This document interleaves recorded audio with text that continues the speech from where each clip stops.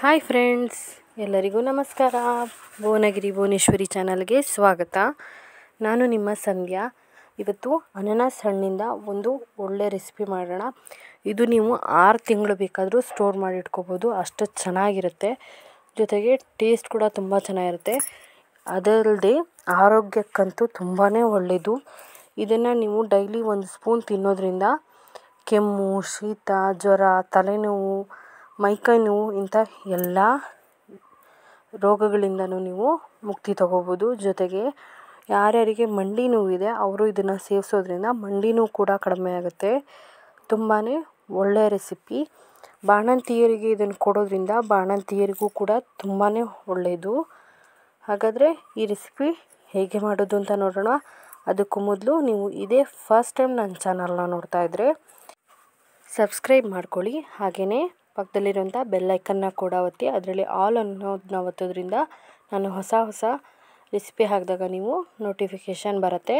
ಆಗ ನೀವೇ ಫಸ್ಟ್ ನನ್ನ ಹಾಕೋ ಎಲ್ಲ ರೆಸಿಪಿ ವಿಡಿಯೋಗಳನ್ನು ನೋಡ್ಬೋದು. ಹಾಗೆ ನಿಮ್ಮ ಫ್ಯಾಮಿಲಿ ಫ್ರೆಂಡ್ಸ್ ಜೊತೆಗೆ ಶೇರ್ ಮಾಡಿ, ಜೊತೆಗೆ ಲೈಕ್ ಮಾಡಿ, ಕಮೆಂಟ್ ಮಾಡಿ. ಹಾಗಾದರೆ ಇವತ್ತಿನ ಅನಾನಸ್ ಹಣ್ಣಿನ ರೆಸಿಪಿ ಮಾಡೋಣ. ಫಸ್ಟಿಗೆ ಅನಾನಸ್ ಹಣ್ಣು ನೋಡಿ ಈ ಥರ ಇರುತ್ತಲ್ವ, ಇದು ತುಂಬ ಹಣ್ಣು ಕೂಡ ಆಗಿರಬಾರ್ದು, ಹಾಗೆ ತುಂಬ ಕಾಯಿ ಕೂಡ ಆಗಿರಬಾರ್ದು. ಮೀಡಿಯಮ್ ಆಗಿದ್ರೆ ತುಂಬ ಚೆನ್ನಾಗಾಗುತ್ತೆ ಈ ರೆಸಿಪಿ.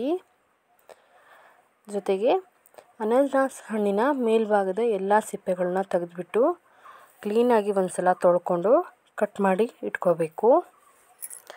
ಈ ಅನಾನಸ್ ಹಣ್ಣಿನ ಮೇಲ್ಭಾಗ ಇದೆಯಲ್ಲ, ಎಲೆ ಥರ, ಅದನ್ನು ನೀವು ಬೇಕಿದ್ರೆ ಕಟ್ ಮಾಡಿ ನೆಟ್ಕೋಬೋದು. ನೆಡೋದ್ರಿಂದ ಮತ್ತೆ ಅದು ಬೆಳೆದು ಅನಾನಸ್ ಹಣ್ಣು ಬಿಡುತ್ತೆ. ಆಯಿತಾ ಫ್ರೆಂಡ್ಸ್? ನೋಡಿ ಹೇಗಿದೆ ಅಂತ. ಈ ಥರ ಅರ್ಧ ಹಣ್ಣಾಗಿರುವಂಥ ಅನಾನಸ್ ಹಣ್ಣನ್ನು ನೀವು ತಗೋಬೋದು. ಹಾಗಾದರೆ ಈಗ ಈ ಅನಾನಸ್ ಹಣ್ಣಿನ ರೆಸಿಪಿ ಮಾಡೋಕ್ಕೆ ಶುರು ಮಾಡೋಣವಾ?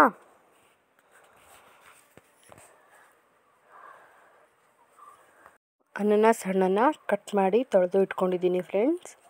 ಈ ಥರ ಕಟ್ ಮಾಡಿರೋ ಅನಾನಸ್ ಹಣ್ಣಿಗೆ ಈಗ ರುಚಿಗೆ ತಕ್ಕಷ್ಟು ಉಪ್ಪನ್ನು ಹಾಕ್ಕೋತೀನಿ. ನೀವು ಬಿಳಿ ಪೌಡರ್ ಉಪ್ಪು ಅಥವಾ ಕಲ್ಲುಪ್ಪನ್ನು ಕೂಡ ಯೂಸ್ ಮಾಡ್ಬೋದು.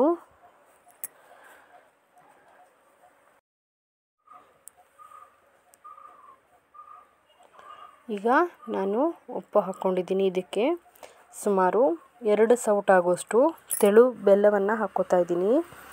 ತೆಳು ಬೆಲ್ಲ.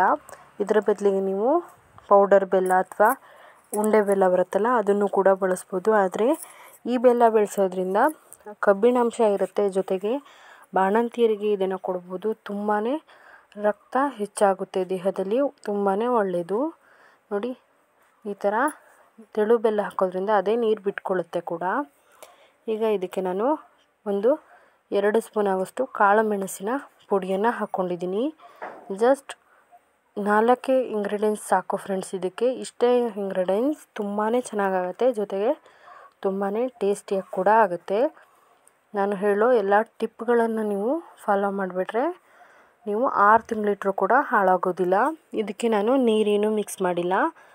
ಬೆಲ್ಲ ಹಾಕಿರೋದ್ರಿಂದ ಅದೇ ನೀರು ಬಿಟ್ಕೊಂಡಿದೆ. ಬೆಲ್ಲ ಮತ್ತು ಉಪ್ಪು ಹಾಕಿರೋದ್ರಿಂದ ನೋಡಿ ಯಾವ ಥರ ನೀರು ಬಿಟ್ಕೊಂಡಿದೆ ಅಂತ. ಈಗ ಇದು ಚೆನ್ನಾಗಿ ಕುದಿಯೋ ತನಕ ನಾವು ಕುದಿಸ್ಬೇಕು. ಆಲ್ರೆಡಿ ಕುದಿಯೋದಕ್ಕೆ ಶುರುವಾಗಿದೆ. ನೋಡಿ ಯಾವ ಥರ ಕುದೀತಿದೆ ಅಲ್ವಾ? ಈ ಥರ ಚೆನ್ನಾಗಿ ಕುದಿಬೇಕು.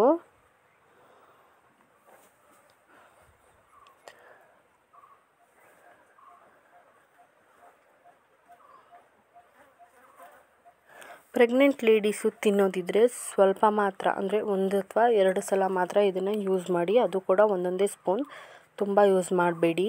ಯಾಕಂದರೆ ಇದರಲ್ಲಿ ಕಾಳು ಮೆಣಸಿನ ಪುಡಿ ಹಾಕಿರೋದ್ರಿಂದ ಹೊಟ್ಟೆಲಿರುವಂಥ ಮಗುವಿಗೆ ಕಷ್ಟ ಆಗುತ್ತೆ, ತ್ರಾಸಾಗುತ್ತೆ. ಹೀಟ್ ಕೂಡ ಹೌದು ಇದು. ಹಾಗಾಗಿ ಈಗ ನೋಡಿ ಇದು ಚೆನ್ನಾಗಿ ಕುದೀತಾ ಇದೆ. ಈಗ ನಾನು ಗ್ಯಾಸ್ನ ಆಫ್ ಮಾಡ್ಕೋತೀನಿ. 1 ದಿನ ಪೂರ್ತಿ, ಅಂದರೆ ನಾವು ನೈಟ್ ಇದನ್ನು ಕುಕ್ ಮಾಡಿ ಇಟ್ಕೊಂಡ್ರೆ ಅದನ್ನು ಹಾಗೆ ಬಿಡಬೇಕು. ಮತ್ತು ಅದನ್ನು ಮಾರನೇ ದಿನ ಮತ್ತೆ ಕುಕ್ ಮಾಡ್ಕೋಬೇಕು. ಇಲ್ಲ ನೀವು ಒಂದೇ ದಿನ ಮಾಡಿಕೊಂಡ್ರೆ ಅಷ್ಟು ಚೆನ್ನಾಗಿ ಆಗೋದಿಲ್ಲ. ಈಗ ನೆಕ್ಸ್ಟ್ ಡೇ ನಾನು ಮತ್ತೆ ಕುದಿಯೋದಕ್ಕೆ ಇಟ್ಟಿದ್ದೆ. ಈಗ ಕುದೀತಾ ಇದೆ. ಇದನ್ನು ಚೆನ್ನಾಗಿ ಕುದಿಸ್ಕೋಬೇಕು ಫ್ರೆಂಡ್ಸ್. ಇದು ಬೆಲ್ಲದ ಅಂಟು ಪಾಕ ಬರೋ ಥರ ಕುದಿಸ್ಬೇಕು. ಕುದಿಸಿ ಇದು ಇಷ್ಟಿರೋದು ಸ್ವಲ್ಪ ಮಾತ್ರ ಆಗುತ್ತೆ, ಒಂದು 2 ಸೌಟ್ ಆಗುವಷ್ಟು ಮಾತ್ರ ಆಗುತ್ತೆ. ಆ ಥರ ಇದನ್ನು ಚೆನ್ನಾಗಿ ಕುದಿಸ್ಕೋಬೇಕು, ಫುಲ್ ಅಂಟಾಗಿ ಪಾಕ ಬರೋ ಥರ. ನೋಡಿ ಫ್ರೆಂಡ್ಸ್, ನಾನು ಈಗ ಕುದಿಸಿ ಎಷ್ಟು ಅಂಟು ಬಂತಿದೆ ಅಂತ ನೋಡಿ. ಈ ಥರ ಅಂಟು ಪಾಕ ಬರಬೇಕು ನೋಡಿ. ಈ ಥರ ಹಿಂಗೆ ಹೇಳಿದ್ರೆ ಒಂದೆಳೆ ಪಾಕ ಅಂತಾರಲ್ಲ ಫ್ರೆಂಡ್ಸ್, ಅದು ಬರಬೇಕು. ಆಗ ನಮ್ಮ ಅನಾನಸ್ ಹಣ್ಣಿನ ಮನೆಮದ್ದು ರೆಡಿಯಾಗಿದೆ. ಇದು ಶೀತ, ಥಂಡಿ, ತಲೆನೋವು, ಕೆಮ್ಮು, ಹಾಗೆ ಮಂಡಿ ನೋವು, ಮೈಕೈ ನೋವು ಇದ್ದರೆ ಸೇವಿಸೋದ್ರಿಂದ ತುಂಬಾ ಎಫೆಕ್ಟಿವ್ ಆಗಿ ಕೆಲಸ ಮಾಡುತ್ತೆ. ಡೈಲಿ 1 ಸ್ಪೂನ್ ತಿನ್ನೋದ್ರಿಂದ ಇಮ್ಯುನಿಟಿ ಕೂಡ ಹೆಚ್ಚುತ್ತೆ ಫ್ರೆಂಡ್ಸ್. ಇಷ್ಟೊಂದು ಒಳ್ಳೆ ಗುಣ ಇದೆ ಅಲ್ವಾ. ಇದು ಬೆಂದು ಈ ಥರ ಅಂಟಾಗೋ ತನಕನೂ ಸ್ವಲ್ಪ ಪೇಷನ್ಸಿಂದ ಕಾದು ಮಾಡ್ಕೋಬೇಕಾಗುತ್ತೆ. ಈ ರೆಸಿಪಿ ನಿಮಗೆ ಇಷ್ಟ ಆಗಿದೆ ಅನ್ಕೋತೀನಿ.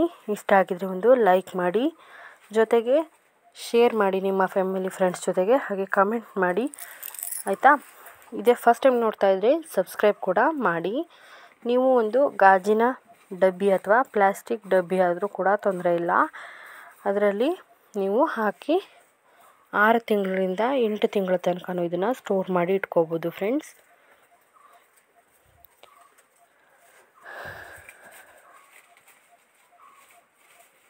ಪೂರ್ತಿಯಾಗಿ ತಣ್ಣಗಾದ ಮೇಲೆ ಇದನ್ನು ಒಂದು ಬಾಕ್ಸ್ಗೆ ಹಾಕ್ಕೋಬೋದು.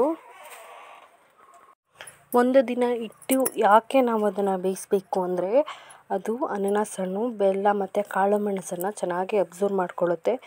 ಜೊತೆಗೆ ಒಂದೊಳ್ಳೆ ಟೇಸ್ಟ್ ಕೂಡ ಕೊಡುತ್ತೆ. ಹಾಗೆಯೇ ತುಂಬಾ ಎಫೆಕ್ಟಿವ್ ಆಗಿ ಕೆಲಸ ಮಾಡುತ್ತೆ ಅಂತ ಫ್ರೆಂಡ್ಸ್. ಈ ರೆಸಿಪಿ ನಿಮಗೆ ಇಷ್ಟ ಆಗಿದೆ ಅನ್ಕೋತೀನಿ. ಇಷ್ಟ ಆಗಿದರೆ ನೀವು ಲೈಕ್ ಮಾಡ್ತೀರಾ ಅಂತ ನಂಬ್ತೀನಿ. ಹಾಗೆಯೇ ನಾನು ಇನ್ನು ಹೋಗಿ ಬರ್ತೀನಿ, ಹೊಸ ರೆಸಿಪಿ ಜೊತೆ ಮತ್ತೆ ಸಿಗ್ತೀನಿ. ಅಲ್ಲಿವರೆಗೂ keep watching Bhuvanagiri Bhuvaneshwari channel. Thank you so much. Bye.